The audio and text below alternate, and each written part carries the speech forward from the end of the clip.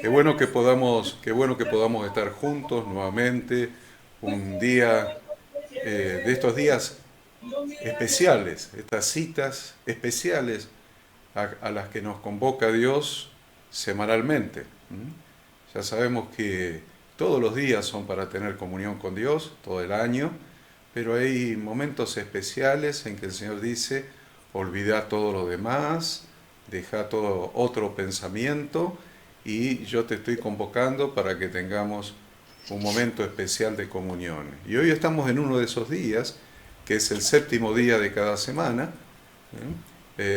Algunos le dicen el sábado, pero para nosotros no es el sábado porque empezó anoche, empezó al atardecer, al anochecer de ayer, y ayer no era sábado. Entonces se dan cuenta que no es el sábado, es el séptimo día en la forma bíblica de contar el tiempo, de contar los días. Así que bienvenidos a este nuevo encuentro, en este día en que lo dedicamos, lo apartamos y lo santificamos para el Señor.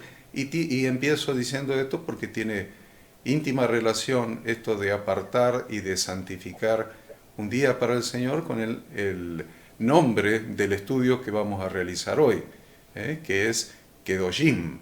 Kedoshim significa santos o apartados. Pero no se refiere a los días, sino a nosotros. A nosotros. Así que los saluda Ada y los saluda el pastor Enzo.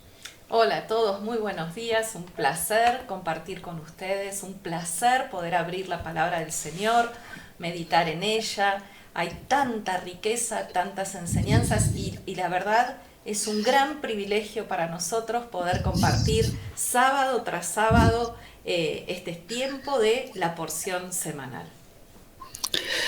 Buenos días a todos. Es una bendición, como siempre lo decimos, comenzar el programa a la mañana y unos minutos antes ver un montón de gente que está conectada antes del inicio del programa. Eso por lo menos a mí me da un fuerte empujón. Y en un día especial como es hoy, como lo está diciendo Horacio también, es un Shabbat, es un día justamente apartado para que estemos haciendo este tipo de cosas, o sea, aprendiendo y llenándonos de la palabra del Señor. Buen día a todos. Muy bien, estamos entonces listos, prepárese porque es aparentemente, en cuanto a la extensión de la lectura, es la porción más corta del año, me parece. Son nada más que 2 capítulos, capítulo 19 y 20 del libro de Levítico, esa es la porción, más, por supuesto, los profetas. Jesús decía, la ley y los profetas. Bueno, la ley o la Torá es Levíticos 19 y 20, y los profetas es Ezequiel capítulo 20, versículos de 2 al 20, y en el Pacto Renovado, o lo que se llama habitualmente como Nuevo Testamento, es capítulo 5 de Mateo, del 43 al 48. Entonces, vamos a empezar haciendo una pequeña introducción y ya nos abocamos al tema. Bueno, son días especiales estos, ¿no? También estamos camino a Pentecostés, día... Y estamos en la cuenta del Omer, ¿no? Exactamente. La cuenta del Omer. Ustedes dirán, ¿qué es el Omer? El Omer es un símbolo, es una vasija que era una unidad de medida de áridos y demás. Entonces, pero lo importante es que nosotros no nos enfoquemos en el nombre, cuenta del Omer, no, son los 50 días que hay entre el día de primicias y el día de Pentecostés, la fiesta de primicias o día de primicias y el día de Pentecostés. Ahí hay 50 días. En la Biblia habla de 7 semanas más un día. 7 por 7, 49, más un día, 50. Son los 50 días, y de ese número 50 viene el nombre de Pentecostés. Así que estamos en ese proceso, en ese camino de purificación, porque el día de Pentecostés todos sabemos que en Hechos capítulo 2 descendió el Espíritu Santo como nunca antes lo había hecho, trayendo la palabra de Dios a la mente de los que estaban ahí, escribiéndola en el corazón. Por eso enseguida fluyó por su boca el mensaje del Evangelio, y 3.000 personas fueron bautizadas ese mismo día. Entonces el día de Pentecostés es muy importante para nosotros, ya vamos a ir explicando a medida que nos vayamos acercando, no es el tema de hoy, pero sepan que estamos en el día 14 de esa cuenta que va a terminar en el día 50, en el día justamente de Pentecostés. Entonces estamos en el día 14 de esa cuenta de 50 días, llegando o rumbo a Pentecostés. Y también es muy especial este fin de semana, porque les pedimos a todos que estén atentos a la salida de la luna. Estén atentos, mirando al cielo permanentemente, cada noche, a ver si pueden ver la rayita de la nueva luna, porque ahí comenzará el día primero del mes 2 en el calendario bíblico. Mes 2, día primero. Entonces ustedes miren, cuando vean la primera rayita de la luna, le sacan una foto y la empiezan a compartir, la mandan por WhatsApp, la comparten por todos lados. Eso es lo que hacemos con el Pastor Enzo, competimos a ver quién le saca la primera foto a la luna, y normalmente me gana de mano el Pastor Enzo, porque está más atento, o será por la ubicación geográfica de donde vive, pero siempre me gana de mano, pero yo saco las fotos más lindas.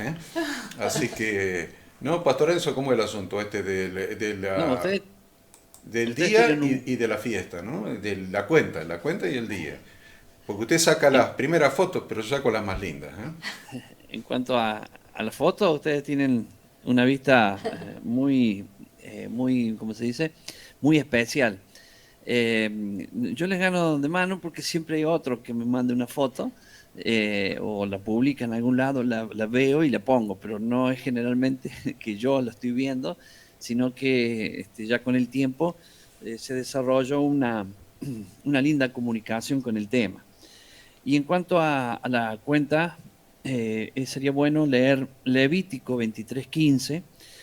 Ahí hay algo muy especial, porque siempre yo apunto al que no sabe nada, no entiende de esto, y de pronto contarle algo, ¿no? O sea, recién hablábamos de la luna, hoy es día 28, mañana domingo es 29, y pues se podría ver mañana domingo a la noche o el lunes a la noche, serían los 2 días. Siempre es bueno venir de antes, ¿cierto? Yo creo que fue antenoche, estábamos viendo no solamente la luna, sino que había una alineación de 4 planetas con la luna, y se veía, por lo menos de acá donde yo vivo, se veía espectacular. Se veía justo la luna y los 4 planetas, o sea, Júpiter, Venus, creo que Marte y otro más, estaba un poquito, una recta media curva, era la recta esa, pero creo que en estos días se daba la completa alineación. Bueno, y con respecto a la cuenta, que tiene que ver con todo lo que estamos hablando, me gusta el Levítico 23:15, porque es clarísimo. Dice: desde el día después del día de reposo, esto es, desde el día que traigan el manojo para mecerlo, o sea, que desde el día que hicimos la entrega de primicias, y fíjese cómo dice, contarán, o sea, está clarísimo, dice, contarán 7 semanas completas. O sea, hoy se cumple la segunda semana, o sea, ya están 2 semanas completas hoy. Que es lo mismo, como dice en lo siguiente, 7 semanas completas. Dice, hasta el día después de la 7ª semana. O sea que el día que contemos la 7ª semana, al otro día es Pentecostés o Shavuot. Y después dice, contarán 50 días. O sea que te da, en realidad es como que te está diciendo hay 2 opciones. Entonces para quienes quieren contar en días, hoy es el día 14. Y los que van a contar en semanas, hoy se cumple la segunda semana. Dice, y contarán 50 días y entonces presentarán una ofrenda de grano nuevo a Yahweh. Eso lo dice Levítico 23:15. En el grupo que yo estoy, que se llama Porción y Tiempo Final, todos los días vamos poniendo, por ejemplo, hoy puse buenos días a todos, hoy es el día 28 del mes primero del calendario de nuestro eterno Padre Yahweh, dado en Génesis, y también es 30 de abril del calendario gregoriano, y pongo, hoy es el día 14, o sea, esto fue hoy. hoy es el día 14 o el séptimo día de la segunda semana. Entonces, o sea, de la cuenta hasta los 50 días de Pentecostés. Esto lo hago para que ayudar a la gente que tengamos siempre la opción de no perdernos. También tenemos los calendarios que nos guían y demás, pero más que nada es que cada día nosotros le demos gracias a Dios por poder obedecer esto que dice, yo por ejemplo en mi oración diaria lo hago, digo, gracias Señor porque me has permitido hacer la cuenta hacia el Pentecostés y hoy es el día 14 de estos 50 días o la segunda semana cumplida. ¿Por qué? Porque tiene que ver mucho con el espíritu de la preparación para ese día. Si yo me preparo para ese día, no es lo mismo que alguien me toque en el hombro y me diga, oye, Pentecostés. No, no, he ido preparado a una cita que Dios tiene algo para nosotros que es directamente proporcional también a cómo nos hemos preparado.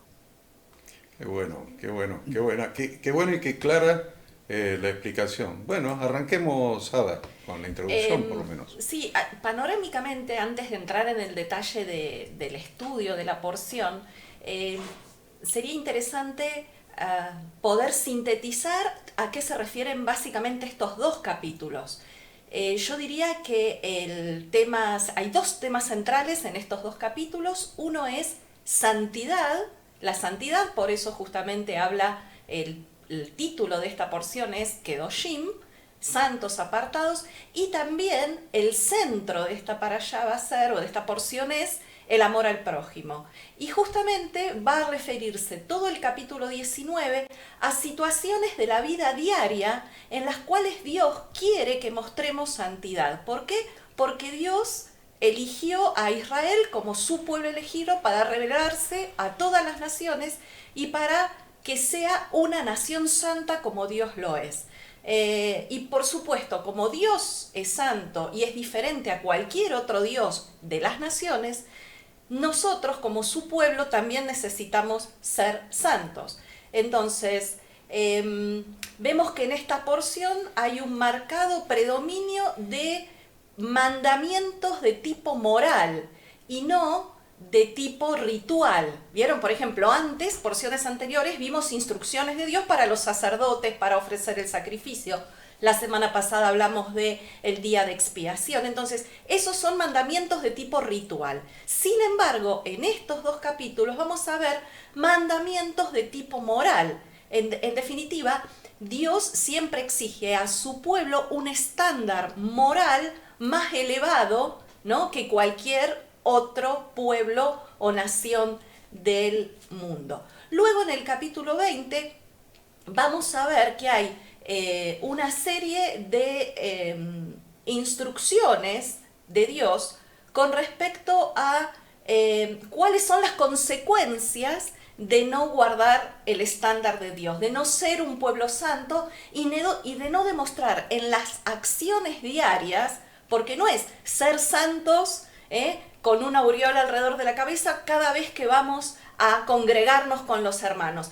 Nuestra santidad debe demostrarse en los actos de la vida diaria. Entonces, como la Torá no permite que se dé un castigo, por decir así, por un pecado, a menos que haya un mandamiento restrictivo de no cometer esa acción, es que entonces todo el capítulo 18 que vimos la semana pasada y el capítulo 19 hay una larga lista de pecados que su pueblo no debe cometer. Y va a dedicarse el capítulo 20 a explicar cuáles son las consecuencias de esos pecados. Algo interesante es cómo vinculamos esto con la porción de los profetas. La porción del profeta Ezequiel, que está en el capítulo 20, que vamos a ver hoy, o que estuvimos estudiando durante la semana, justamente Dios va a elegir al profeta Ezequiel para que advierta, para que le muestre a su pueblo, a la nación de Israel, la situación penosa en la que estaba y cuál va a ser el resultado de esa inconducta por no haberse mostrado un pueblo santo.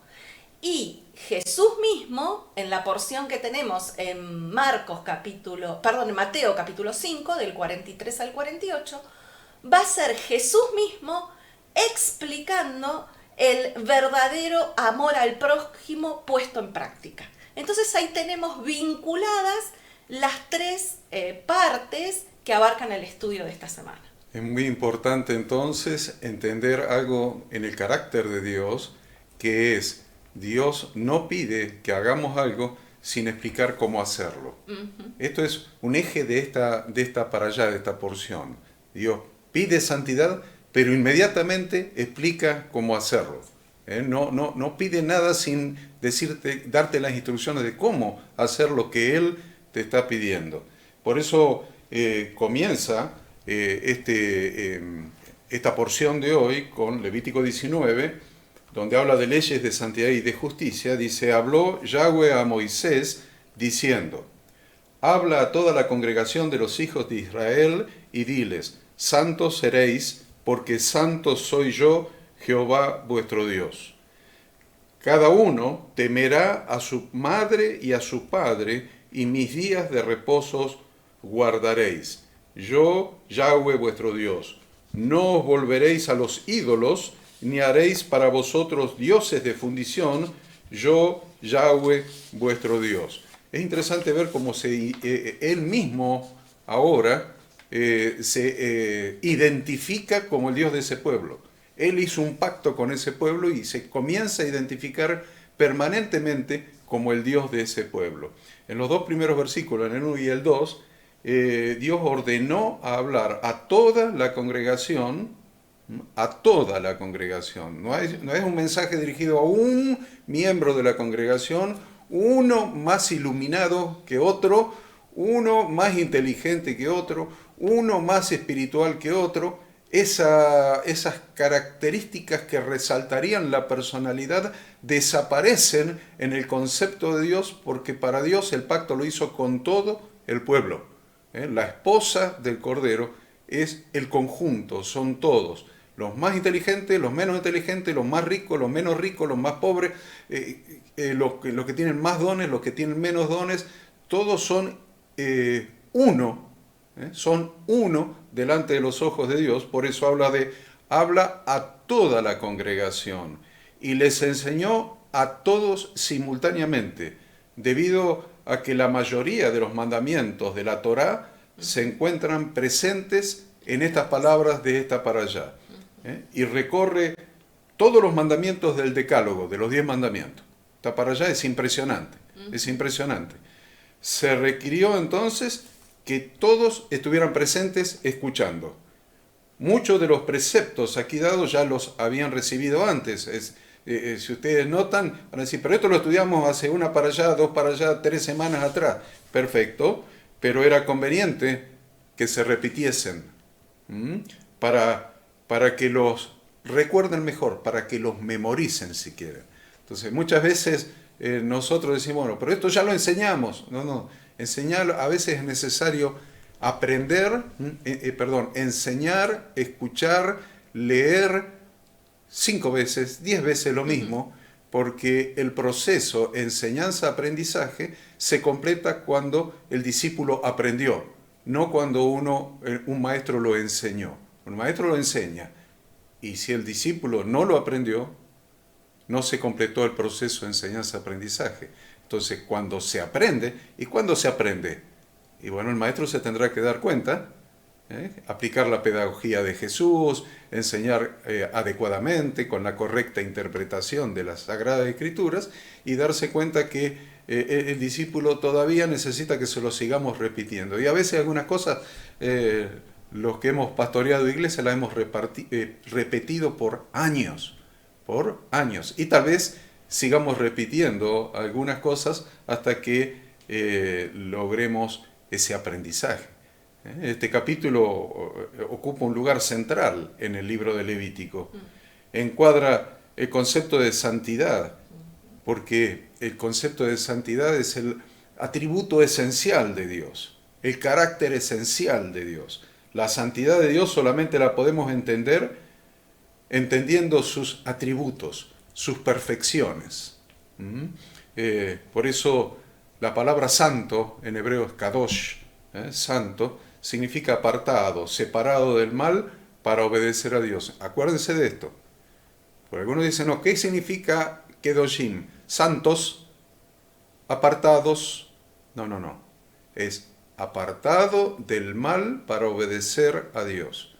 No es apartado para tener una vida inactiva. Ya no peco más. Está bien, ya no pecas más. Pero qué estás haciendo de bien? ¿Qué estás haciendo de bueno?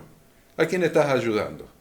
¿A qué jornalero le estás pagando el salario? Porque ya va a venir esto en esta parada. ¿Cómo tratás a tus empleados? ¿Cómo tratás a tu prójimo? Se dan cuenta que no es solamente no hacer el mal, sino que es un reemplazo. No hago el mal, pero hago el bien. Para hacer el bien.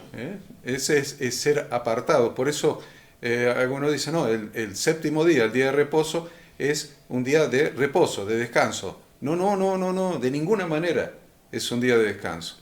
Porque la palabra Shabbat en hebreo no quiere decir cruzar los dedos atrás de la nuca y ponerte protector solar y descansar todo el día.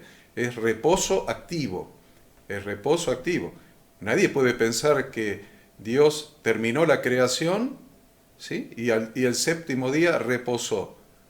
Quiere decir que no hizo más nada. No, no, no. Es el reposo de Dios. Jesús lo dijo, mi Padre trabaja y yo trabajo. Entonces es un reposo activo. Terminó, es su obra. Y para nosotros el reposo activo es cambiar nuestros pensamientos de lo que estábamos pensando durante toda la semana, las preocupaciones, el trabajo, el afán, el ganar el pan con el sudor de la frente, pero es un reposo activo. Dejamos eso, lo apartamos y ahora tenemos un día plenamente activo para estudiar la palabra de Dios, para dedicarlo al Señor. Estudiar la palabra de Dios, estar juntos, congregarnos, participar de la cena del Señor, adorar a Dios, qué sé yo, tantas cosas que implica ese reposo activo. Es importante también sumarle a esto, que es bien claro y muy simple y muy profundo. Hablemos de simpleza y profundidad. Cuando Jesús en un momento explicó y dijo que amar a Dios sobre todas las cosas y amar al prójimo como a sí mismo, es el resumen de, o sea, quien hace esto vivirá, o sea, eso es lo que reemplaza a todos los mandamientos. Pero hay gente que con una, queriéndolo hacer simple, pero a la vez mal enseñándolo, dice, hay que hacer esas dos cosas nomás. Sí, esas dos cosas que justamente este capítulo junto con el anterior nos muestra que es ese servicio, esa atención al prójimo, es parte de la santidad del hombre o de la persona. Y a veces interpretamos mal la santidad, porque a veces la santidad, lo voy a enseñar en un ámbito, digamos, del que menos sabe, cree que es ser un santito, andar así, que oro todo el día, y no está hablando de eso, justamente dabas la definición correcta, ¿cierto? Apartado para hacer el bien. Y el problema es que muchos por no tomar esta definición de la palabra, no entienden, y lo voy a decir desde mi punto de vista y de lo que yo experimenté, cuando yo me convertí, fui trabajando, sirviendo al Señor y haciendo cosas, aprendiendo la palabra como corresponde. Y una vez asistí a una conferencia de un hombre muy conocido y habló de la santidad. Y cuando terminó de hablar de la santidad, yo me fui a mi casa y me fui mal. Me fui mal porque yo dije, sonamos, yo esto no lo puedo hacer. Porque habló de la santidad desde un punto de vista que es la espiritualidad de la santidad, la falsa espiritualidad de la santidad, el orar todo el día, en que no tenga, no sé, que no pase ni un pensamiento por mi cabeza. Entonces digo, ¿quién logra esto? Entonces era imposible, desde mi punto de vista, esa definición, pero en vez de decir, no, no, esto no está correcto, yo pensé que eso era lo correcto, pero que yo no podía alcanzarlo. Y de pronto miramos hoy esto que estamos aprendiendo, la simpleza que es, apartados para hacer el bien. Debemos aprender a hacer el bien, o sea, debemos tener una vida con relación al prójimo. Fíjese qué simple que es, nos está diciendo, nos divide los 10 mandamientos en dos partes, amar a Dios con toda nuestra mente, con todo nuestro corazón, con toda nuestra alma, con todas nuestras fuerzas, y amar al prójimo como a nosotros mismos. Y acá están las instrucciones, o parte de las instrucciones de cómo hacer ese trabajo. Entonces miren lo que es ser santo. O sea, cambió todo. Y en el camino, obviamente que incluye apartarse del pecado, ¿cierto? Pero en el camino aprenderemos a vivir. Estamos en una vida que vivimos contaminados. Salvar a alguien, miren lo que voy a decir, ¿no? Salvar a alguien es contaminarse. O sea, entonces cualquiera dejaría de salvar a alguien para no contaminarse, y no se trata de eso. Justamente se trata de saber de que tenemos que hacer el trabajo mirando en estas instrucciones de lo fácil que es para poder ver que alcanzar esta palabra que dicen, y es una orden, ¿no? Sean santos porque yo soy santo, tiene que ser fácil, porque si no, ¿cómo nos va a dar una orden de algo que sería difícil? Amén, amén. Sí, exactamente, ¿no? Esto es importante porque la intención de Dios creo que siempre es que no haya pecado en su pueblo para no degradar la vida moral de su pueblo, ¿no? Porque degradar esa vida moral destruye automáticamente la santidad. Y la verdad es que el secreto de alcanzar la santidad, como bien decía el pastor Enzo, es nada más y nada menos que apegarnos a los mandamientos de Dios. Como Él nos dejó las instrucciones de cómo vivir, si nos apegamos a esos mandamientos, ahí tenemos la receta perfecta y exacta para alcanzar esta santidad. Y algo interesante es un texto de Ezequiel 36, que nos dice que su nombre es santo y que no se debe profanar. Ezequiel 36, del 19 al 21, dice: los esparcí por las naciones y fueron dispersados por las tierras. Conforme a sus caminos y conforme a sus obras, los juzgué. Y cuando llegaron a las naciones a donde fueron, profanaron mi santo nombre, diciéndose de ellos: estos son pueblos de Yahweh, y de la tierra de él han salido. Pero he tenido dolor al ver mi santo nombre profanado por la casa de Israel entre las naciones a donde fueron. Entonces, según esta porción, ¿no?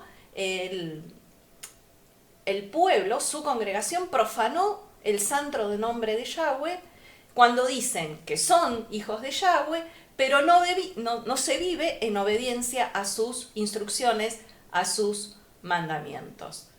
Por eso nos dice en Levítico: y no profanéis mi santo nombre, para que yo sea santificado en medio de los hijos de Israel. Yo, Yahweh, que os santifico, que los saqué de la tierra de Egipto para ser vuestro Dios, yo, Yahweh.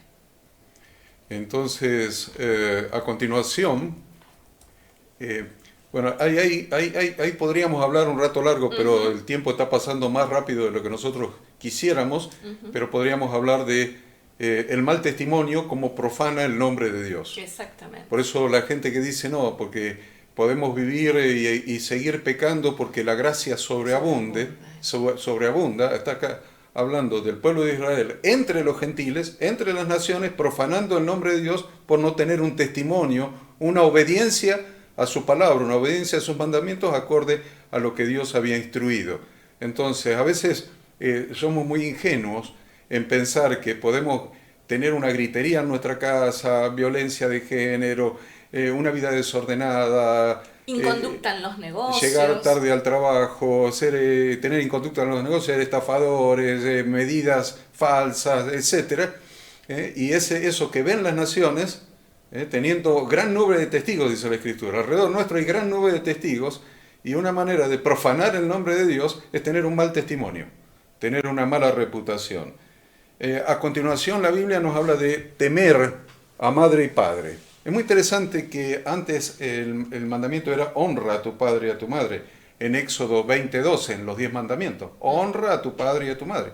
Acá no dice honra. Acá dice teme. Temer a la madre y al padre. Y lo interesante de esto es que en la misma oración, separado por una coma nada más, ni siquiera un punto y coma, en la misma oración, separada por una coma, relaciona eso con guardar sus días de reposo. Entonces, nosotros nos tenemos que detener en las Escrituras y preguntarnos por qué. ¿Por qué en la misma oración de teme a tu madre y a tu padre, en la misma oración, guardar los días de reposo? Entonces, lo primero es honrar, es cuidar, hacer que hablen bien de tu mamá y de tu papá por tu conducta. Entonces, ¿cómo honro? ¿Cómo hago para honrar a mi papá que ya se murió? Que es mi caso. Bueno, que cuando me vean a mí, digan, ¿quién habrá sido el padre de este hombre que lo ha instruido tan bien en las instrucciones de Dios? Aunque esté muerto, lo estoy honrando. Tu testimonio es el que honra. Tu testimonio es el que honra. Es lo que se ve lo que honra. No solamente decir mamá y hacerle una caricia a mamá y con eso la estoy honrando. No, tu testimonio, que los demás hablen bien de tu mamá y de tu papá por lo que vos sos hoy, eso es la honra que le podés dar. Y esto tiene relación con Dios, lo que se ve. ¿Qué es lo que se ve? Por eso tiene relación con el día de reposo. Temo a mi madre y a mi padre y guardar los días de reposo. Son dos señales. Dos señales del testimonio. Una conducta ejemplar para que hablen bien de mi mamá y de mi papá, y una conducta ejemplar en relación con Dios, que es mi Padre, yendo a sus citas y temiendo de Él al obedecerle. La figura de la relación de cada persona con su madre y con su padre es figura de nuestra relación con Dios. Está alineado, es figura de nuestra relación con Dios. A su madre y a su padre reverenciarán. El temor tiene que ver con reverencia, con un trato reverencial, que los hijos sean obedientes a sus padres. Los hijos que se atrevían a hablar mal de su padre y de su madre, o desearles algún tipo de mal, o exponerlos a burla, o a desprecio hacia ellos, era una iniquidad en Israel que los jueces debían castigar. El honor se refiere a servir a los padres, asistirlos, tenerles en estima. Este mandamiento rige toda la vida, incluyendo a los hijos mayores de edad. No, pero ya tengo 30 años, ya me casé. Ya me fui de casa. Me fui de casa. Ajá. ¿Y se invalidó el mandamiento? No se invalidó el mandamiento. La madre figura primero. ¿Se acuerdan en los 10 mandamientos? Dice a tu padre y a tu madre. Pero acá dice a tu madre y a tu padre, al revés. Primero. Primero a tu madre. Porque figura primero en el otro, que decía honra, y figura primero el padre y después la madre. Acá dice teme y figura primero la madre. Es muy interesante eso. Tal vez el Espíritu del Señor inspiró esto de esta manera porque ella es un vaso más frágil y con mucha más familiaridad con los hijos por haberlos criado en el día a día. Y por eso tal vez haya una mayor propensión a perder el respeto por ella. Tal vez esa sea la razón por la que las Escrituras usan la palabra temer y no honrar, porque está atacando la falta de respeto que produce la familiaridad. Y enseña que se debe tener una mayor reverencia y respeto por la madre en primer lugar. Y ya les dije recién, en la misma oración está guardar sus días de reposo. Entonces, ambas son señales de que somos hijos de Dios. Que cuando te ven por tu testimonio, digan, ¿quién habrá? Acuérdense que antes era Ben, hijo de, así se llamaban, Ben, era Enzo Ben Domínguez, Horacio Ben Corneli, o sea, hijo de Cornelia, así surgen los apellidos paternos. Hijo de. Hijo de. Y mírenlo en la Biblia y lo van a ver permanentemente. ¿Por qué? Porque tu conducta la van a relacionar con tu padre. Si sos un maleducado, van a decir, este Ben Corneli, ¿cómo sería el viejo Corneli, ¿no? Que lo maleducó de esta manera a este tipo. Por eso es honrar al padre y a la madre, es una señal, el testimonio es una señal de que somos hijos de Dios. Y guardar el día de reposo apartado para Dios, apartarlo para Dios, ir a su cita, también es una señal. Ambos son señales de que somos hijos de Dios. Es una señal. El día de reposo, un día especial donde su presencia es más manifiesta y es accesible para acercarse, para tener intimidad con Él. Muy, muy interesante esto, porque esto es una enseñanza práctica. La para allá nos está dando instrucciones de cómo hacer. Dice, sean santos porque yo soy santo. ¿Y qué hago? ¿Qué tengo que hacer? Bueno, acá te da la primera instrucción de cómo empezar a tener santidad en tu vida. La primera instrucción es 2 señales. Una, un buen testimonio para que hablen bien de tu papá y de tu mamá, un respeto especial por la mamá y guardar esa cita, concurrir a esas citas semanales con nuestro Dios. 2 señales que la ve todo el mundo. O decir, no la ven. Sí que la ven. Sí que la ven. Todo el mundo que te mire va a ver tu testimonio y tus actitudes. ¿Es así, Pastor Enzo?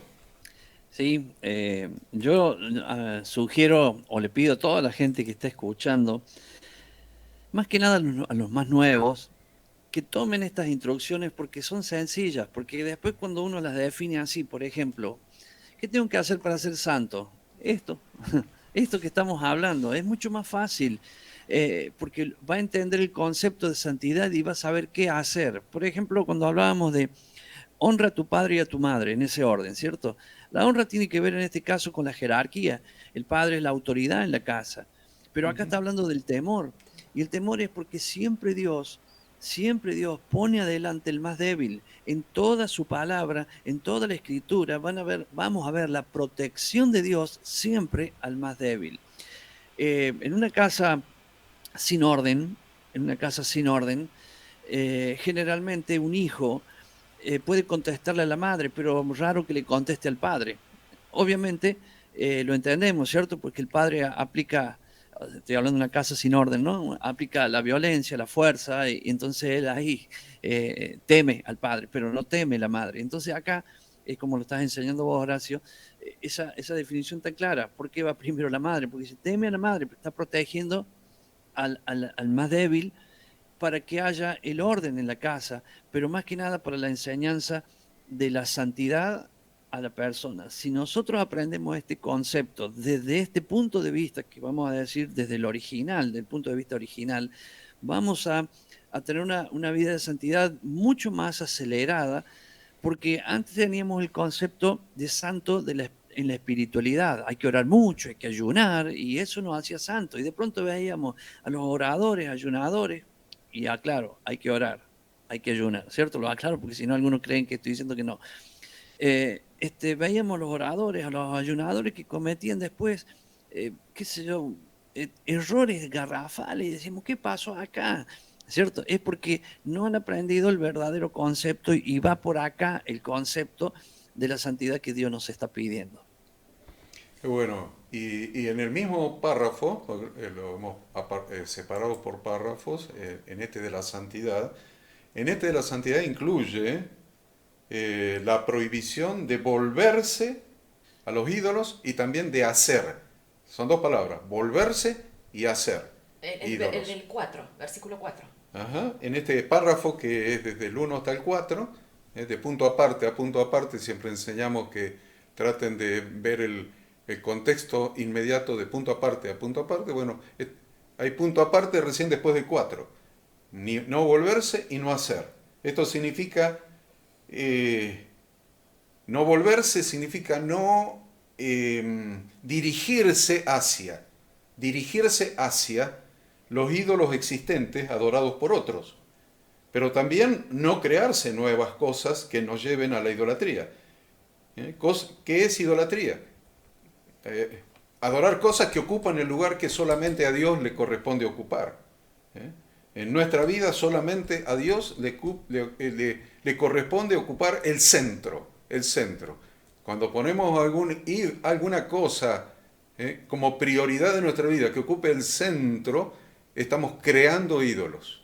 Creando ídolos. Entonces tenemos dos peligros. Uno, volvernos a ídolos que han creado otros, ya sea la política, la economía, la religión, el egocentrismo, el materialismo, todo lo que ustedes quieran, todos los ismos, que han creado otros, pero muchas veces nosotros nos creamos nuestros propios ídolos, cambiando la prioridad de nuestra vida, sacando del centro a Yahweh nuestro Dios y poniendo otras cosas en el centro. Entonces es no volvernos y no hacer ídolos. El siguiente párrafo empieza en el 5 y termina en el 8. Dice, cuando ofreciereis sacrificio de ofrenda de paz a Jehová, ofrecerlo de tal manera que seáis aceptos, será comido el día que lo ofreciereis y el día siguiente, y lo que quedare para el tercer día será quemado en el fuego. Y si se comiere el día tercero, será abominación, no será acepto. Y el que lo comiere llevará su delito por cuanto profanó lo santo de Yahweh, y la tal persona será cortada de su pueblo. Acá se está refiriendo claramente a las ofrendas de paz. ¿Se acuerdan cuando estudiamos los distintos tipos de ofrenda? Y es la ofrenda que se da por gratitud a Dios. No es una ofrenda que se da para estar en paz, sino que como ya estoy en paz con Dios, en gratitud a Él es que la persona da este tipo de ofrendas. Y ese tipo de ofrendas, la ofrenda de paz, era la que se podía comer y disfrutar. Esto es producto del gozo en el corazón que se produce en las personas agradecidas, y por eso el Salmo 100, versículo 4 dice: entrad por sus puertas con acción de gracias, por sus atrios con alabanzas, alabadle y bendecir su nombre. Entonces estas ofrendas dice claramente que deben ser hechas de la manera que seamos aceptos por Dios, y no basta con hacer la ofrenda apropiada y tal como está indicada ritualmente, sino que lo más importante siempre para Dios es que las ofrendas deben ser acompañadas de las intenciones correctas, de la motivación correcta. No hacerlo mecánicamente, no hacerlo simplemente como un rito que yo debo cumplir, sino que la intención debe ser la correcta. Miren, qué importante y cómo todo lo que se está enseñando acá es lo mismo que enseñaba Jesús. O todas las enseñanzas de Jesús son las que están acá. Él estaba repitiendo estas cosas. Cuando leemos el versículo 5, dice: cuando ofreciereis sacrificios de ofrenda de paz a Yahweh, ofrecerlo de tal manera que seáis aceptos.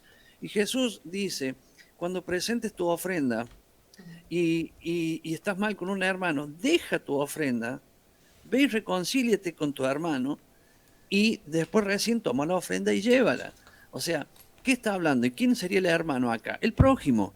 O sea, que acá Jesús, nos está enseñando cómo es el camino de la santidad. La santidad, porque yo oro, porque yo ayuno, porque yo ofrendo. No. Ni ofrendes si no estás haciendo el trabajo con el prójimo. De eso se trata estos detalles. Por eso, repito, a los hermanos nuevitos, vayan tomando este concepto, porque le va a cambiar la manera de vivir, porque van a entender que ser santo es un mandato de Dios y es algo que podemos hacer y con mucha facilidad.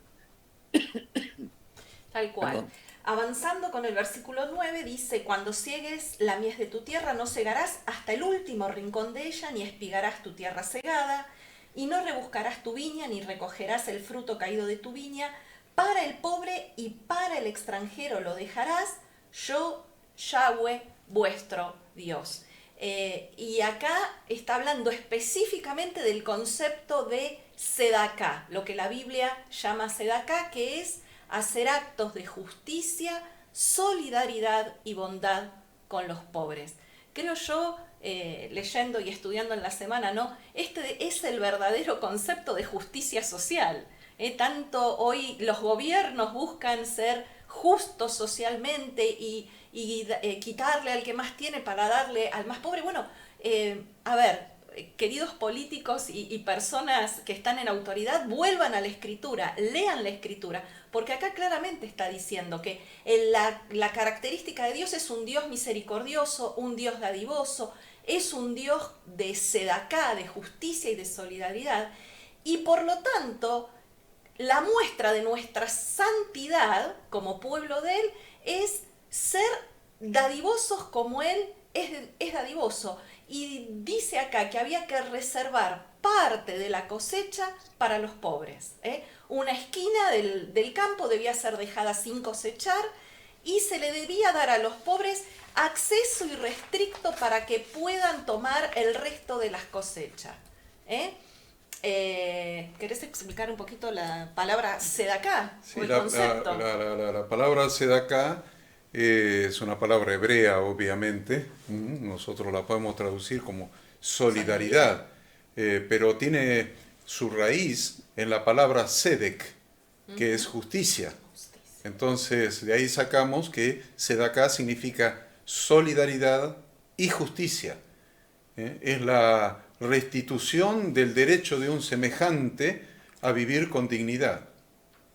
Porque la verdad, yo siempre se lo pregunto a las personas que les va mejor en la vida, que tienen autos último modelo, un buen pasar, una hermosa casa, un buen trabajo, un buen negocio, y está bueno eso es bendición de Dios. Pero la pregunta que yo les hago siempre es, ¿qué diferencia hay entre vos y aquel que no tiene nada, ni siquiera para comer? ¿Qué diferencia hay?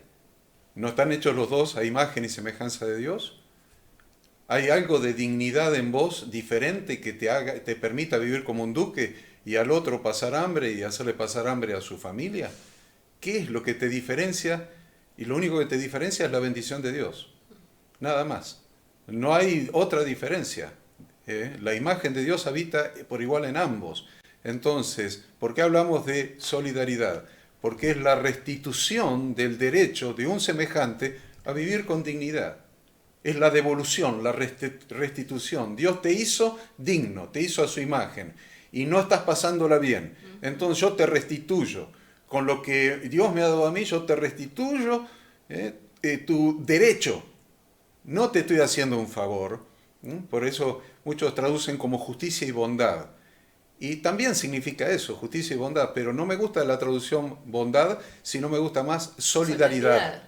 Porque solidaridad no es que yo soy bueno y te doy porque soy bueno y soy superior y qué sé yo cuántas cosas y yo te voy a dar a vos y te voy a hacer un favor. No le estás haciendo ningún favor al pobre cuando le das algo, ya sea dinero, comida, ropa, abrigo, lo que sea. No le estás haciendo ningún favor. Lo único que estás haciendo es restituirle la dignidad que Dios le dio. Y que el sistema del mundo le quitó. Exacto. Porque hay tanta gente que quedó excluida del sistema, y me encanta porque en Deuteronomio Dios vuelve a dar esta instrucción. Deuteronomio 15, 10 y 11 dice, sin falta le darás, y no serás de mezquino corazón cuando le des, porque por ello te bendecirá Yahweh tu Dios en todos tus hechos y en todo lo que emprendas, porque no faltarán menesterosos en medio de la tierra. Por eso yo te mando, diciendo, abrirás tu mano a tu hermano, al pobre y al menesteroso de tu tierra. El menesteroso ya saben lo que es el excluido. El extremadamente pobre, el que está pidiendo comida y por la calle. Eso es el menesteroso. Entonces dice que le debemos abrir nuestra mano. Abrirás tu mano a tu hermano, al pobre y al linchera, al menesteroso, al extremadamente pobre. Y también 2 Corintios, porque siempre vamos a ver que el Nuevo Testamento no inventó nada. El Nuevo Testamento lo que hace es enseñar la Torá de Dios de una manera probablemente más práctica para esa época, y nosotros la estamos enseñando de una manera práctica para esta época. 2 Corintios 9, 10 y 11 está diciendo, y el que da semilla al que siembra y pan al que come, proveerá y multiplicará vuestra sementera, aumentará los frutos de vuestra sedaká, aumentará los frutos de lo que le hayas dado a los otros, al pobre. En la Reina Valera del 60 está traducido, y aumentará los frutos de vuestra justicia. Y recién le dije que justicia es sedek, de donde viene la palabra sedaká. Entonces aumentará vuestra los frutos de vuestra sedacá, para que estéis enriquecidos en todo. ¿Para qué? Enriquecidos en todo, ¿para qué? Dice Corintios. Para toda generosidad, la cual produce por medio de nosotros acción de gracias a Dios. La verdad que Pastor Enzo es una manera práctica de ser santos como Dios es santo. ¿Cómo es Él? Imitémoslo a Él. Es una manera práctica. El versículo 9, que leyeron recién, dice: cuando ciegue la mies de tu tierra, no cegarás hasta el último rincón de ella, ni espigarás tu tierra cegada. Y continúa, pero ya lo leyeron ustedes. En una experiencia misionera que tuve en el año 95, que abrí una iglesia en Miami. Cuando digo Miami me refiero a los alrededores, porque el hecho que voy a contar ahora, una de las personas que iba conmigo en una camioneta Ford, una F100 de las que hay acá también, un día veníamos en la ruta y él vio un campo que yo no entendía de qué, pero yo veía blanco, color tierra, blanco, color tierra, y así los surcos. Entonces él paró, se metió hacia ese campo, había una tranquera, me pidió a mí que abra la tranquera y yo, o sea, una mentalidad argentina, y quise ser puro ahí y dije, bueno, será un pariente de él, un conocido. Bueno, abrí la tranquera, metió la camioneta y el campo era de tomate. Ya había sido, él observó que ya había sido levantada la cosecha, lo blanco eran unos nylon que tenían en la montañita del surco con huecos donde salía el tallito de la planta que ya habían cortado. Yo podía ver, cuando estaba allá abajo, o sea, ya en la tierra, miraba los surcos, cantidad de tomates tirados ahí entre medio de los surcos. Entonces dice, bueno, subamos, carguemos los tomates de la camioneta. Y empezamos a cargar y para mí era normal, y será del tío de él, del amigo de él, no sé qué, y cargábamos. Y llegó un momento que la camioneta, o sea, los tomates ya se iban haciendo una altura considerable y apretaban los de abajo y se rompían y yo veía como la camioneta caía el jugo del tomate. Entonces él me dijo, bueno, hasta acá nomás porque se van a terminar rompiendo todo. Y en eso veo una polvareda de allá del fondo y mucha tierra, y digo, wow, acá viene el dueño. Y era el dueño el que venía. Y cuando el dueño llega hasta donde nosotros estábamos, claro que él seguía juntando y acomodando cosas ahí, el que estaba conmigo, y yo no entendía nada. Cuando se baja el dueño, dice, muchachos, lleven todo lo que quieran, pero no me pisen el surco. O sea, me estaba diciendo, no pisen donde está el nylon, porque obviamente él iba a volver a sembrar tomate. Y bueno, entonces este hombre, yo lo escucho que le dice, sí, sí, está todo bien, dice, solo que ya no queremos desperdiciar más, porque si llevamos más se van a echar a perder. Bueno, bueno, dice, vengan cuando quieran. Y salimos. Esa costumbre, esto que está en la Biblia, es una costumbre que se practica, no dije nombre Miami, Estados Unidos, pero después yo vi que acá también se practica. No estoy hablando de gente creyente. El campo tiene esa práctica. Levanta la cosecha y lo que queda, o sea, acá habla del rincón, que voy a tirar un bocadito sobre el rincón, pero el campo lo que quedó es para los pobres. Yo no tengo campo, pero tengo mis finanzas. Acá es donde nosotros vemos que el Señor nos está diciendo, no toda tu finanza es para vos. El versículo que acaba de leer Horacio en Corintios. Porque tenemos que hacer CDK, tenemos que ser solidarios con los demás. En el campo se ve desde una manera y con la finanza se ve desde otra, y hasta al cambiar los principios antiguos, me refiero a principios que generalmente todo se vivía del campo, ahora ya no, ahora hay muchas otras cosas, hoy viven más del Estado que del campo, no hablemos de ese tema. Entonces, por eso quiero ir hacia el rincón. El rincón es donde hoy si podríamos ver un tractor, ¿cierto? Sería difícil, es donde da la vuelta y le queda el rincón y dice, déjalo para los pobres. Porque hoy las máquinas de hoy son más avanzadas, no dejan tomates tirados. Entonces, acá hay otra forma en la cual Dios nos está diciendo, deja el rincón. Y el rincón de nuestras vidas,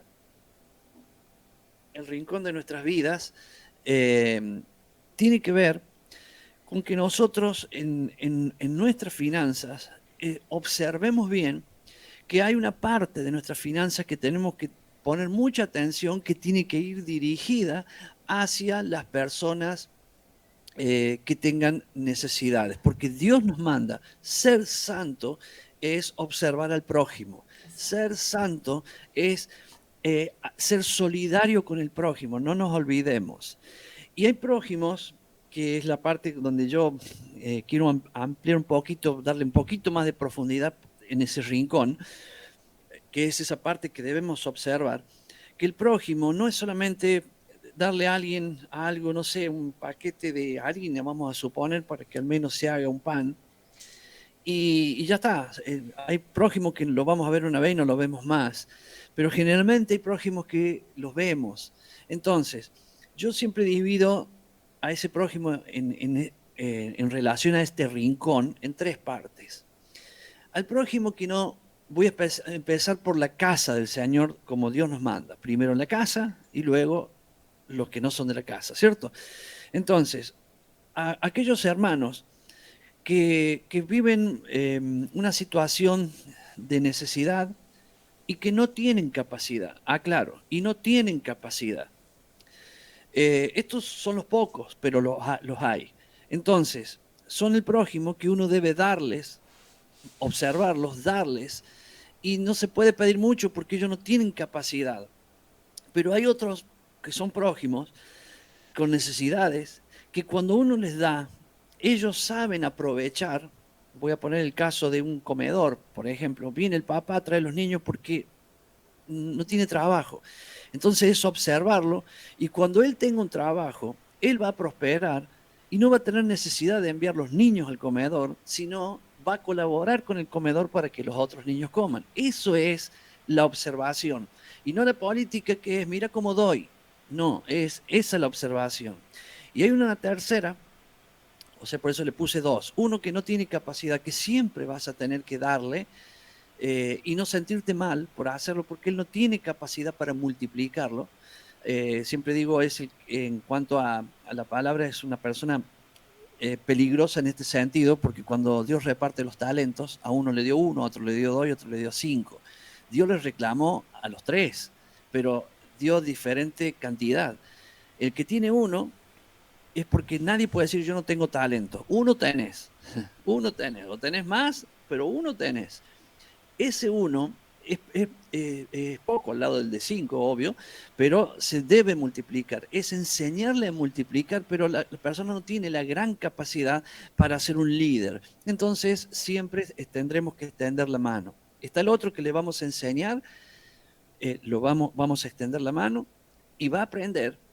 Y no solamente va a aprender, sino que luego se convertirá en otro que va a extender la mano hacia otras personas, ya no para recibir, sino para dar. Y tenemos el tercero, que es el mundo. También hay que hacerlo, pero el mundo solamente lo que quiere es recibe, se va, te dice gracias, pero hace su vida y no le interesan las cosas de Dios. Pero también tenemos que hacerlo. Y el cuarto lo voy a nombrar, pero no lo voy a explicar, que es no tirar perlas a los cerdos. Que es cuando vamos a querer ayudar a gente que te va a arrancar la mano. Siempre son la gente del mundo, ¿no? Y que te van a arrancar la mano y te van a hacer, inclusive hasta daño te van a hacer. Entonces, no es un tema para hoy porque vamos a hablar, concentrarnos en lo más importante, ¿cierto? Pero también tenerlo en cuenta de que nosotros tenemos que ser sabios y saber dar, porque si no terminamos con esa dádiva política de que le dan a gente que tienen capacidades para hacer cosas, pero prefieren no hacer nada y recibir y recibir. Entonces Dios nos manda a observar. Por eso la palabra santo tiene que ver también con eso, de saber observar, o sea, amar a Dios sobre todas las cosas, amar al prójimo, trabajar con el prójimo, pero no de esa manera espiritual que no importa, yo lo doy todo. No, no, no, no. Observando, trabajando, observando, porque eso es muy importante para ayudar al otro, porque si te dan una indicación en el momento de la necesidad y la haces y te vas bien, esa persona no queda solamente bendecida, sino que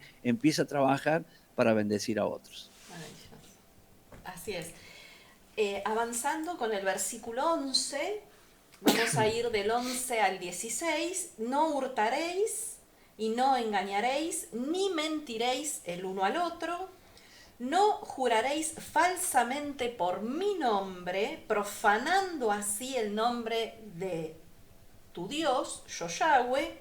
No oprimirás a tu prójimo, ni le robarás. No retendrás el salario del jornalero en tu casa hasta la mañana. No maldecirás al sordo y delante del ciego no pondrás tropiezo, sino que tendrás temor de tu Dios, yo Yahweh. No harás injusticia en el juicio, ni favoreciendo al pobre, ni complaciendo al grande. Con justicia juzgarás a tu prójimo, y no andarás chismeando entre tu pueblo. No atentarás contra la vida de tu prójimo, yo Yahweh. Cuántas instrucciones, ¿no? Cuántas enseñanzas en este breve pasaje, ¿no? En unos 5 o 6 versículos tenemos esto. Habla fundamentalmente en esto que estuvimos leyendo, de mantener un respeto reverente al sagrado nombre de Yahweh. Hablamos antes también de que el nombre de Yahweh no sea avergonzado. Y también habla fundamentalmente de un trato honesto con el otro, un trato honesto con nuestro prójimo. Y la verdad que todo lo que poseamos en este mundo, en esta vida, debemos cuidar de que sea honestamente adquirido. El robo, el hurto, jurar en falso, la mentira, engañar a los demás en los negocios, pagar de menos o de forma atrasada a los trabajadores, buscar provecho personal, van en contra de los estándares de la conducta que Dios espera de su pueblo. ¿Cuáles son esos estándares? ¿Qué es lo que Dios espera? Decíamos, honestidad y conducta recta. Y la prohibición de hurtar aplica tanto al que hace el hurto como también a aquellos que lo ayudan a hurtar o que guardan silencio ante el hecho, porque es igual de responsable el que lo hace como el que lo encubre o el que lo ayuda. Esto incluye no negar tener en propiedad algo que otro le hubiera confiado y, por supuesto, no mentir, ¿no? Es una clara muestra de nuestro respeto al otro, aparte de lo que implica la mentira, y ahí podríamos estar hablando tal vez un par de horas más, pero la mentira no es una trampa en la que la persona mentirosa cae, porque después queda esclavo de esa mentira y tiene que andar acordándose de las cosas que dijo. A ver, nuestro prójimo necesita que le digamos la verdad. También somos responsables del bien de los demás y no podemos hacer nada que socave su condición. Siempre decimos, lo más importante es la dignidad del ser humano, porque en cada ser humano hay algo de Dios puesto. Dios puso de su dignidad en cada uno de nosotros. Entonces, cada ser humano es digno y por lo tanto lo debemos tratar de esa manera. Y debemos tratar de cuidar la reputación y la seguridad de aquellos que no pueden ayudarse a sí mismos. Por eso habla del sordo y del ciego. Aún al sordo hay que cuidarlo, aunque él no escuche las cosas que uno pueda decir de él, justamente, ¿no? Tener cuidado y protegerlo y salvaguardar la integridad física del ciego, no poniendo ningún tropiezo delante de él. Y aún ayudar a un ciego retirando los obstáculos que haya en su camino, ¿no? Entonces, hasta ese punto es tan estricto, tan exigente, tan considerado nuestro Dios. El estándar de Dios evidentemente no es el estándar del mundo. Nos hace cuidar hasta los mínimos detalles con respecto a nuestro prójimo. Y con respecto a los jueces, se les manda a dar un veredicto imparcial, a administrar justicia sin acepción de personas. El juez que dictamina falsamente es culpable de pervertir la justicia. Tampoco los que litigan pueden mentir, para engañar a los jueces, porque también es perversión de la justicia. Y la Torá en varias ocasiones insiste en que la justicia debe ser impartida honestamente y la caridad no debe interferir con ella. La pobreza que alguien tenga no es una excusa para decir, bueno, favorecemos al pobre y al rico que pague. No, porque que alguien sea pobre no es excusa para eximirle de un justo castigo si cometió alguna falta. Entonces no hay que ni perjudicar al pobre, ni beneficiar al pobre, ni perjudicar al rico, ni beneficiar al rico. Eso se trata exactamente el administrar la justicia con equidad. Y agrega luego, no andar chismeando entre el pueblo, esto es, se nos prohíbe injuriar de alguna manera el buen nombre de nuestro prójimo, aunque sea en una conversación corriente. Y la traducción de la palabra hebrea para chismoso significa ir de una parte a otra como un revendedor. Porque eso hace el chismoso, va de una casa a otro, ¿no? Llevando y trayendo información. Esto destruye la reputación de otra persona. Y hay una plegaria que los judíos dicen diariamente, en sus oraciones diarias, y me gustó porque dice, oh Dios mío, guarda mi lengua de todo mal y mis labios de hablar engaño. Y el último texto que leímos de esta parte es, no permanecerás impávido ante el derramamiento de sangre de tu prójimo, es decir, si la vida de nuestro prójimo está en peligro mortal, debemos intentar rescatarlo del peligro y salvarlo. Bueno, qué hermoso párrafo, qué larguito, ¿eh? Larguito. Y miren, Hay mucho. todavía estamos en el capítulo 19. Bueno, nos queda poco tiempo, pero vamos a tratar de llegar a adelantar lo más posible. Por lo menos hablar algo de Moloch, pero bueno, vamos a ver hasta dónde podemos llegar. Pastor Enzo.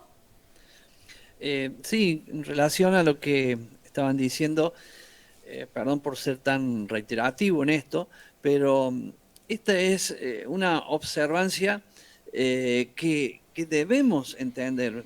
Por ejemplo, hay cosas que son bien fáciles, ¿cierto? Pero hay otras que a veces nos confunden.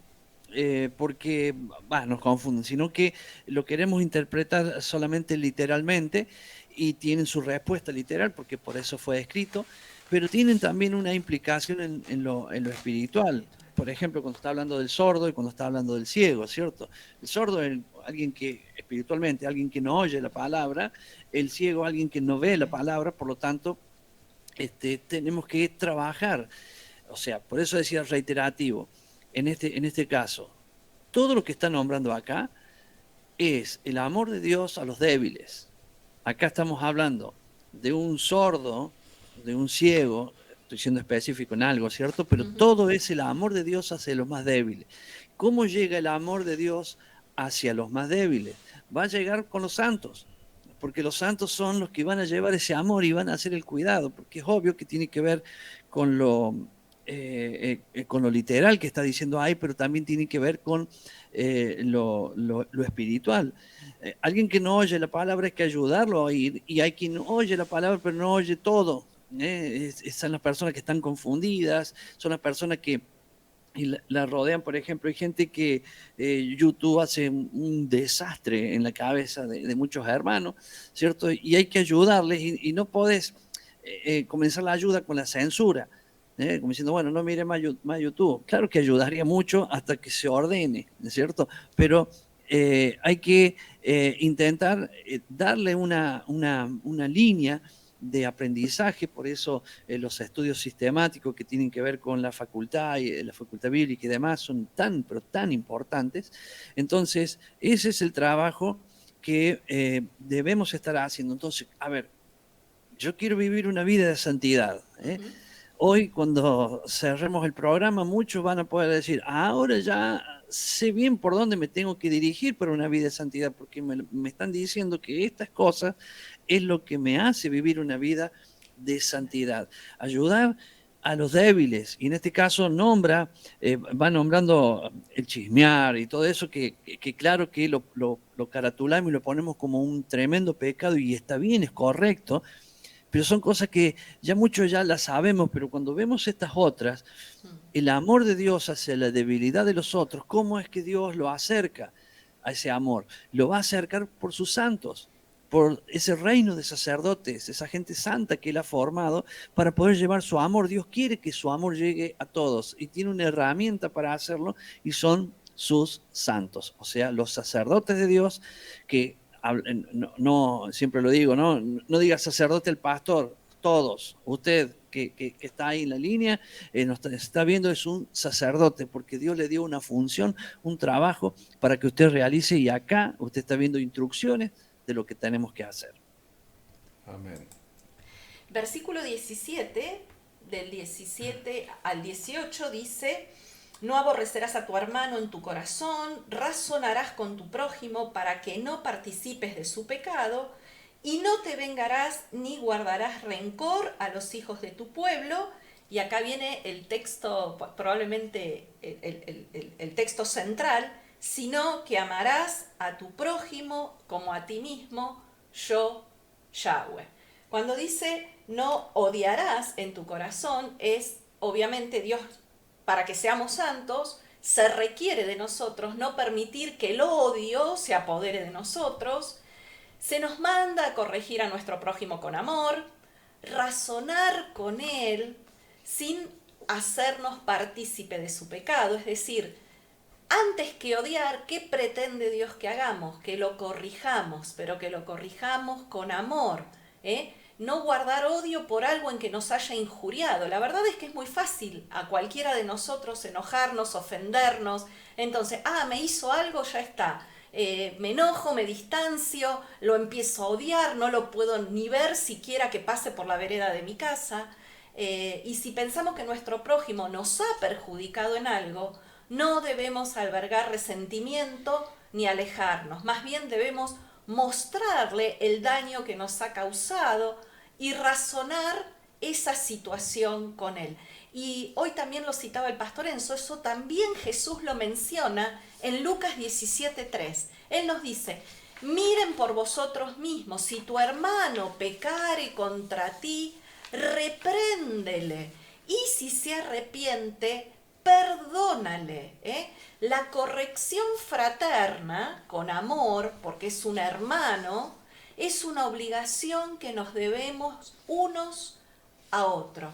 Por eso el Salmo 141 dice: que el justo me castigue será un favor, y que me reprenda será un excelente bálsamo, que no me herirá la cabeza. Entonces, fundamental esto: no guardar rencor, no albergar el odio, no dar lugar al odio, sino todo lo contrario, acercarnos, conversar, abordar la situación para que juntos nos podamos poner de acuerdo. Dice también: no portes por su causa el pecado, es decir, que nuestra obligación, dijimos, es la corrección, es amonestar en amor, pero nosotros mismos podemos llegar a pecar. Por eso dice: no portes por su causa el pecado. ¿Podemos nosotros mismos pecar? ¿Cómo? Si lo hacemos de la manera equivocada. Cuando le decimos a alguien sus acciones equivocadas, o le decimos: mira, me parece que esto que hiciste no está bien, o esto que hiciste me ofendió, esto que hiciste me molestó, obviamente que por lo general la otra persona automáticamente se va a poner a la defensiva, produciendo un efecto contrario al que deseamos.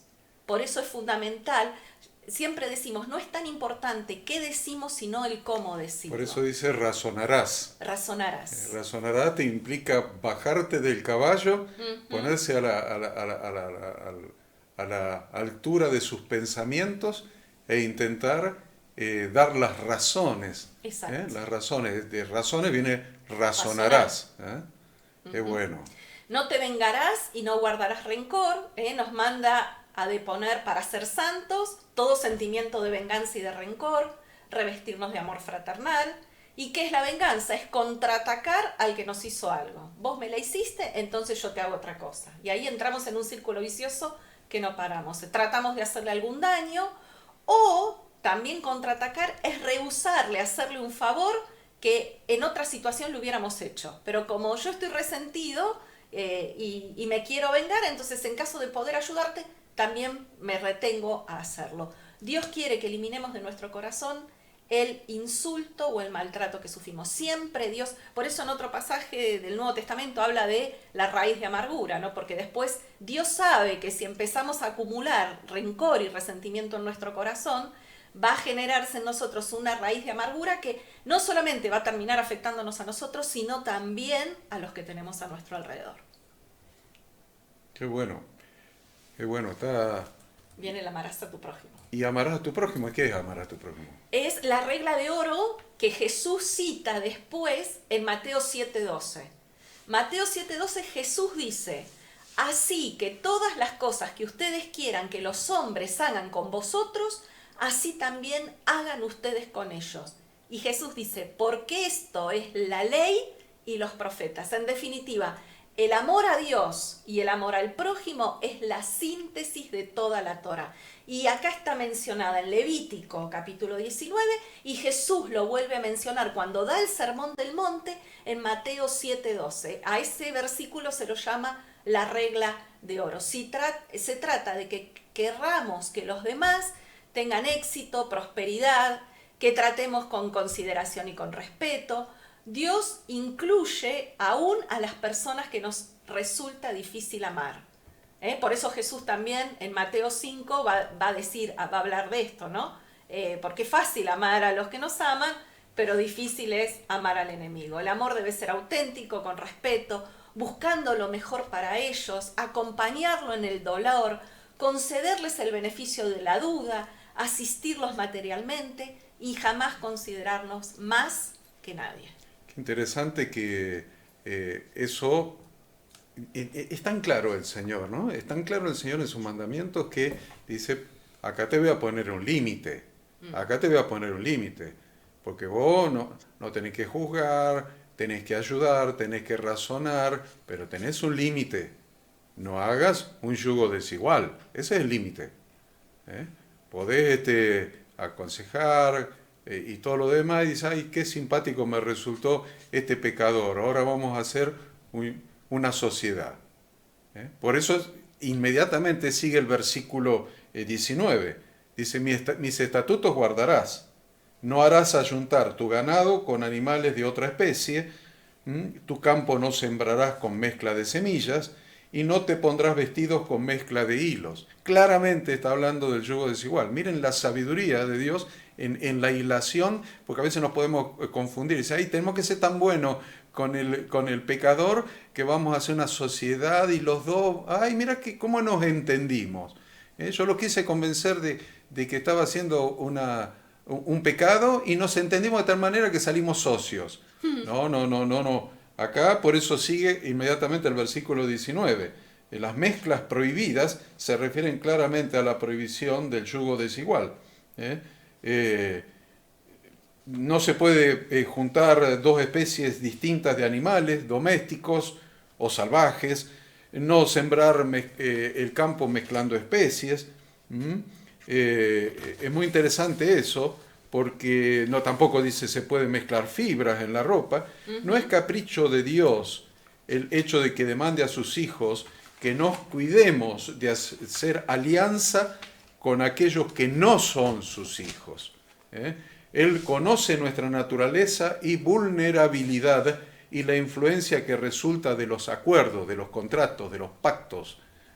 Aprendamos a tomar autoridad sobre las circunstancias y a discernir las maquinaciones que podrían estar acechando, tan sutilmente que apenas se logran percibir, a menos que estemos en armonía con el Señor, y que está dispuesto a darle sabiduría a sus hijos. La Biblia está plagada de ejemplos de consecuencias que han tenido que enfrentar muchos hijos de Dios por desobedecer en este particular del yugo desigual. Sean esto alertándonos para que no caigamos en lo mismo. Dios no cambia, pero les voy a decir un gran secreto. Dios no cambia, pero el diablo tampoco cambia. Dios no cambia, pero el diablo tampoco. Entonces, él hizo caer a Sansón. a Salomón y a tantos otros por el yugo desigual. Y es el mismo problema que el diablo hace acecharnos hoy. Entonces, si hay falta de sabiduría, pidámosla a Dios. Ahora, ¿qué es el yugo? El yugo es un elemento de madera, ¿vieron? Un elemento de madera, un instrumento de madera, el cual, formando yunta, se uncen por el cuello o por la cabeza, las mulas o los bueyes, y ahí tiene un propósito. Nunca el yugo es me junto para nada. Se juntaban los bueyes para tirar de la lanza o el pértigo del carro o el timón del arado, ¿no? Siempre es para hacer un trabajo juntos. Nunca es, me llevo el yugo de Jesús, ¿para qué? Y qué sé yo, no sé, porque lo escuché en una canción en la iglesia. No, siempre el yugo es para hacer algo, siempre, siempre. Se juntaban los animales para que tengan el doble de fuerza para tirar del arado o para tirar del carro. Entonces, la unión, ya sea de personas, de formas de vida, de creencias que no son iguales, personas, formas de vida, pensamientos, creencias, fe, emuná, compromiso, que no son iguales, es un yugo desigual. Entonces, no solamente se refiere a la idolatría, sino a unirse íntimamente con los incrédulos en forma que se comprometa nuestra fe y nuestro compromiso, la fe bíblica, la fe comprometida con el Señor. Entonces, la orden bíblica del Nuevo Testamento, porque esto lo estamos leyendo del Antiguo, pero tenemos en el Nuevo Testamento, en 2 Corintios 6:14 al 7:1, que no lo vamos a leer por falta de tiempo, pero el 14 empieza: no os unáis en yugo desigual con los incrédulos, porque qué compañerismo tiene la justicia con la injusticia, y qué comunión con las tinieblas, y qué concordia Cristo con Belial. Y algunos de ustedes que se están preguntando quién era Belial, algún primo, que sea algún de ahí del primer siglo, no. Belial es uno de los nombres que se le da a Satanás. Entonces, entendamos esto, que el creyente y el inconverso no tienen nada en común espiritualmente. No tienen nada en común espiritualmente. Ahora, es muy importante que entendamos qué significa llevar el yugo de Jesús. Porque Jesús nos invita a tomar nuestro yugo sobre nosotros y aprender de Él. Y aprender de Él. Aprender de Él es abandonar nuestra propia voluntad y someternos a la suya. Y de esta forma, dice Jesús, hallaréis descanso para vuestras almas. Dice: llevad mi yugo sobre vosotros y aprended de mí, que soy manso y humilde de corazón, y hallaréis descanso para vuestras almas. ¿Cómo que un yugo que es para juntar dos animales para trabajar te va a dar descanso? Es un contrasentido aparente. Y Jesús dice: porque mi yugo es fácil y ligera mi carga. Entonces sabemos que la forma de someternos a su voluntad es obedeciendo sus enseñanzas. Es decir, las escrituras que Él enseñó, las instrucciones de su Padre, es decir, la Torá. Esas son sus enseñanzas, ese es su yugo. El yugo de Jesucristo es la Torá de su Padre. Son las enseñanzas de Yahweh nuestro Dios, son sus instrucciones de vida, son sus mandamientos para ser santos como Él es santo. Qué bueno. Bueno, creo que ya en esta parte, digamos, cuando vamos cerrando, la conclusión en mucha gente que nos está viendo está, siempre lo digo, gente que conoce, que sabe, y gente que está iniciando en esto, en el conocimiento, en el encuentro con la palabra, y verá usted que esto que en algún momento cuando uno lo leía rápido y lo pasaba como diciendo, bueno, sí, no le damos la interpretación correcta. Por eso cuando hablamos de Jesús en su tiempo, cuando Él vino, Él dijo que nos daría, o sea, nos vino a enseñar la palabra, o sea, la palabra del Padre, que es esta, y darnos la interpretación correcta. ¿Por qué? Porque ahora nosotros podemos analizar y entender que esto no era nada imposible, no es nada difícil de hacer, porque hay cosas, por ejemplo, que no debo hacer, como por ejemplo, no chismear, ¿cierto? Pero hay cosas que debo hacer, o sea, tiene hacia las dos direcciones, y lo que debo hacer es lo que está aquí, ¿cierto? Por ejemplo, amar al prójimo, ¿cierto? Hay quienes dicen, cuando hablan del nuevo mandamiento, dice, porque acá hay un nuevo, ese es el nuevo mandamiento, porque queremos hacer mostrar como que Jesús enseñó cosas nuevas. Lo que él hizo es darnos la verdadera interpretación de lo que ya estaba escrito. Y cuando dicen, no, pero acá está, mira, lee nuevo mandamiento. Es este, el versículo 18, donde te dice, no te vengarás ni guardarás rencor a los hijos de tu pueblo, sino amarás a tu prójimo como a ti mismo. Yo Yahweh, o sea, lo firma él, está diciendo amar al prójimo como a nosotros mismos, lo está diciendo ya en Levítico, es la misma palabra que Jesús está diciendo en su tiempo y en su momento, para que interpretemos, dice, de la manera, dice, como yo los amé a ustedes, ámense los unos a los otros. Está hablando de estos versículos, aplicando y no enseñando algo nuevo, sino dando un ejemplo del cual quizás no tenían dónde verlo. Bueno, ahí está escrito en la palabra, pero ahora ya tenés acá un ejemplo vivo que a nosotros nos queda también mediante la palabra de Dios. Por eso yo creo que ya en estos últimos minutos, ya muchos estarán diciendo, que era realmente fácil, y así lo es, ¿no? Para aquellos que dicen que la Torah es imposible de cumplir, bueno, acá está. Este es un ejemplo, es bien posible, es muy fácil inclusive. No quiero dejar pasar si vas a decir. No, que hay tanta riqueza, podemos extraer tanta riqueza, tantos mandamientos, tantas cosas concretas para hacer. Y lo bueno es que justamente una de las acciones que hacemos el Shabbat es reunirnos en congregación. Entonces, hoy, cuando usted esté reunido junto a sus hermanos, cuando se congreguen, sigan profundizando y sigan sacando, ¿no? Extrayendo riqueza de cada uno de estos versículos. Bien, y no quiero que terminemos esta porción sin hablar de Moloch. Eso es muy importante, pues también es práctico, totalmente práctico para conservar no solamente nuestra santidad, sino la santidad de nuestros hijos. Porque si leemos en el capítulo 20. Podemos leer, no sé, de punto aparte, del 1 al 5, no vamos a leer del 1 al 5 por falta de tiempo, pero solamente el 1 ya nos da un indicio.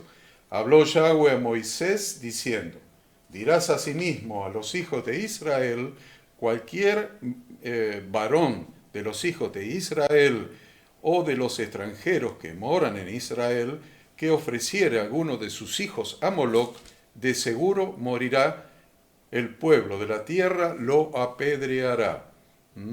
Es muy importante que entendamos esto, inclusive en el versículo 3, no me queda más remedio, y yo pondré mi rostro contra el tal varón y lo cortaré de entre su pueblo, por cuanto dio sus hijos a Moloch, contaminando mi santuario y profanando mi santo nombre. Contaminando el santuario y profanando el nombre de Dios. Es muy importante que entendemos el transgresor que peca con este pecado, peca contra el nombre de Dios, peca contra Dios y contra la santidad del santuario y la nación toda. Entonces, ¿qué es Moloch? ¿Qué es en la actualidad Moloch? Bueno, en aquel tiempo Moloch era un dios del sol, un dios de fuego. El ritual de adoración a Moloch era hacer pasar a los hijos por fuego. Por fuego. Era un dios del sol que se adoraba mediante hacer pasar a los niños, sacrificar a los niños por fuego. Entonces usted dice, ¿qué tiene que ver esto conmigo ahora? Por eso lo estoy aclarando antes de terminar, porque esto es también para hoy. La Torá de Dios es eterna, esto también es para hoy.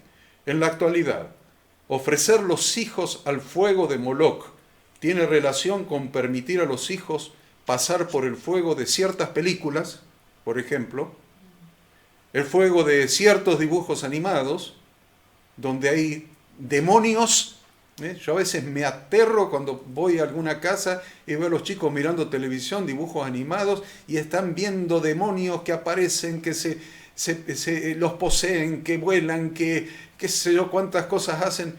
Dios me libre. Eso es fuego de Moloch. Ciertas películas, ciertos, no digo todos, estoy diciendo ciertas, tenemos que filtrar nosotros como padres para que nuestros hijos no pasen por el fuego de Moloch. Ciertos juegos electrónicos, yo no sé si sus hijos hacen lo que ven, lo que hacen en los juegos electrónicos, después cuando son grandes lo quieren hacer en la vida, se la van a pasar matando gente, porque hay juegos electrónicos donde es muerte y muerte y muerte y matar gente y matar gente. ¿Les parece que eso no lo está sembrando Moloch en el corazón de sus hijos? En el corazón, no digo ni siquiera en la mente y en el corazón. Eso es fuego de Moloch. Fuego de las redes sociales, con falsas informaciones. La hija de un pastor, chiquita ella, el pastor dijo, al Señor no le gusta la homosexualidad. Y la hija chiquita le salió a discutir. ¿Por qué? Si eso es opción de cada uno. Libre opción. Es de libre opción, le contestó la hija al padre. Entonces, es fuego de Moloch. Las redes sociales también son fuego de Moloch. El sistema le pone en la cabeza. Entonces, el sistema y todo esto, como padres, debemos filtrar qué miran nuestros hijos en la televisión, qué miran en los teléfonos, en las computadoras, en las, ¿cómo se llaman esas chiquititas? Tablet. Las tablets. Todos los chicos tienen tablet, todos los chicos tienen celular de sus padres. ¿Qué? ¿Hay fuego de Moloch ahí? Cuidemos a nuestros hijos, qué miran, a qué juegan, porque de alguna manera somos responsables de sacrificar nuestros hijos en el fuego de Moloch. Los padres deben controlar qué cosas miran sus hijos y de qué redes participan, qué fuego está metiendo Moloch en el interior de los niños. Y hay otro fuego de Moloch que ahora es ley. El aborto es una forma de sacrificar los hijos a Moloch, hacer pasar a los hijos no nacidos por el fuego de Moloch. No quería terminar esta parashat sin aclarar esto que está en el capítulo 20. Pero es muy importante si queremos conservar nuestra vida en santidad, pero también como sacerdotes de nuestro hogar somos responsables de la santidad de nuestra esposa y de nuestros hijos. Somos sacerdotes de Dios en nuestro hogar. Gracias por estar, un privilegio para nosotros, nos quedamos siempre con ganas de mucho más, hay mucho más que podemos compartir, pero bueno, queremos también respetar el compromiso del horario. Bueno, bendiciones para todos, para mí es una bendición como siempre compartir con ustedes y estar en línea con tanta gente. Quiero decirle a todos que leemos todo lo que escriben allí en los chats. Un saludo grande y a prepararnos hoy para congregarnos, estar juntos en familia y poder compartir unos con otros de la palabra del Señor. Chau, chau. Bendiciones para todos. Hasta el próximo sábado. Shalom.